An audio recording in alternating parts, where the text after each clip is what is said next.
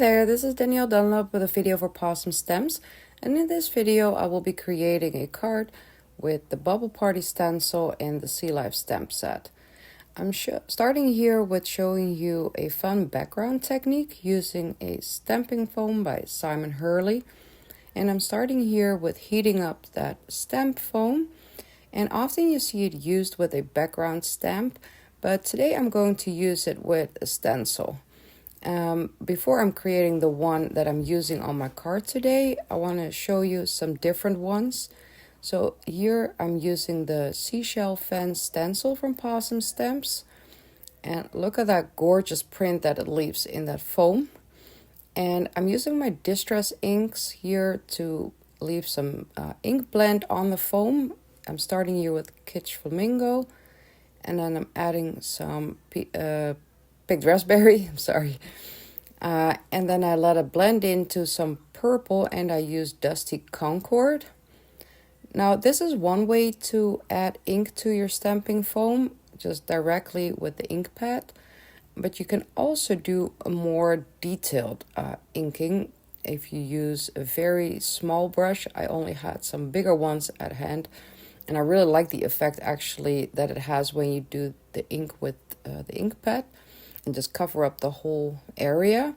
But you can also ink up the different details of the foam and do a different color for the background if you have a very detailed brush. I spritz a little water on the foam so it transfers easily onto the cardstock, and make sure you give it a good press. And I love how this one turned out, and it left some bigger water splatter on the foam, which also transferred to the cardstock. And with a mixed media background, I'm not too bothered with it. The more dimension and texture or different shapes, the better I like it, honestly. When you're done, you can just spray some water on it, and I'm using a flour sack cloth to clean my stamping foam. And that will just do the job. And I prefer to clean the ink off before I'm going to remove the shapes in the foam. And removing those shapes is just a matter of heating up with your heat tool that stamping foam again, and then you will see those shapes disappear. And once it's all gone, right away you can use it with the next background stamp or the next stencil. It's super easy and so fun to play with. And while my stamping foam is still hot, I'm going to use the next stencil, which is the Retro Confetti by Pawsome Stamps. And I thought this was a really fun stencil to use this technique on. Look at that beautiful pattern.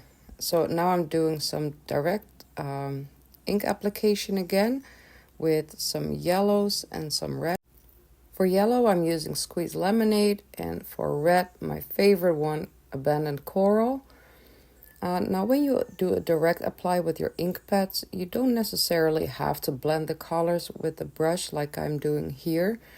If you leave it like that, it will give a harsher line between the two colors, and I prefer to have them more blending with each other. So once I'm happy with those colors, I spritz with some water again, give it a really good press on my cardstock, and I really like how this one was turning out. It's so bright and vibrant. And again, I had some big water splatters on there, which I love.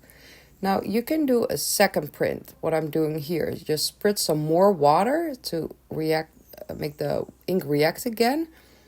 Now this one didn't leave much of the print of the actual stencil, which is okay. It was still pretty good, cool background, I think, that you can use.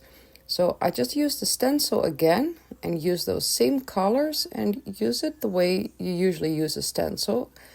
I'm not overthinking this. I'm just adding some colors, do a little bit of a blend in the middle.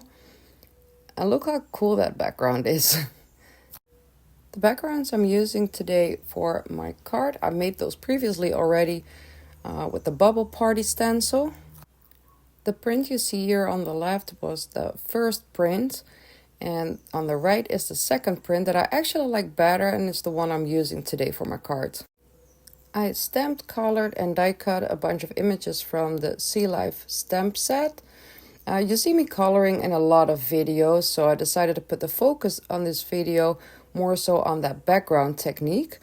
So next I'm going to decide where I want my sentiment and also which sentiment I'm going to use, because Pawsome stamps are usually quite bigger images but also quite bigger sentiments.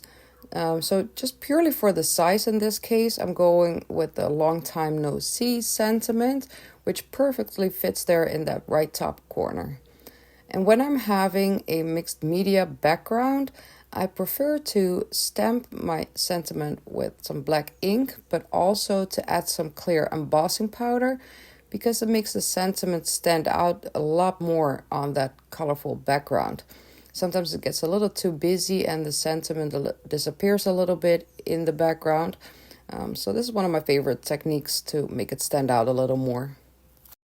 My mixed media background was trimmed down to 4 inches by 5¼ inches to leave a little edge around it once I added to my card base.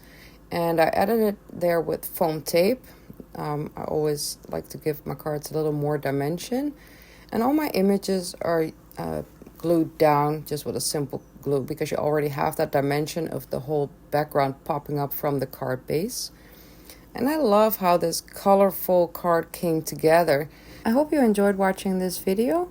Don't forget to hit that like and subscribe button, and I'll be back next month with another video for Pawsome Stems. Thank you and have a great day.